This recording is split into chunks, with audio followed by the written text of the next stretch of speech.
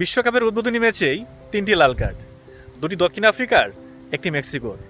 তবে কথা সেটা না, ফুটবল মাঠে লাল কার্ডের কথা আলোচনা আসলেই সবার আগে যার ছবি আমার চোখের সামনে বেশি ওঠে তিনি হচ্ছেন সার্জিও রামোস। ভয়ঙ্কর ট্যাকেল, বিধ্বংসী ডিফেন্স আর মাঠের মধ্যে মারামারি, এসব কারণে চির অমর হয়ে থাকবেন বস রামোস। এই স্প্যানিশ লিজেন্ড যখন রিয়াল মাদ্রিদে ছিলেন তখন মেসিকে খুব বাজেভাবে ট্যাকেল করতেন। এসব কারণে আমি তাকে ঘৃণাও করতাম একটা সময়। শুধু মেসি না, রামোসের কাছে আসলে ছাড় পেত না কেউই। এজন্য অবশ্য শাস্তিও পেতেন বেচারা। কেরিয়ারে 30 বার তিনি লাল কার্ড দেখে মাঠ থেকে বের হয়েছেন। তবে একটি অবাক করার মতো বিষয় কি জানেন? স্পেনের জার্সিতে সে একবারও লাল কার্ড দেখেনি।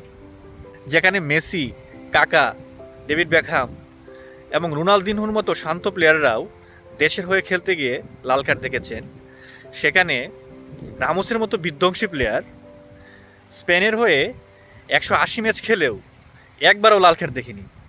বিষয়টা সত্যি অবাক করার মতো।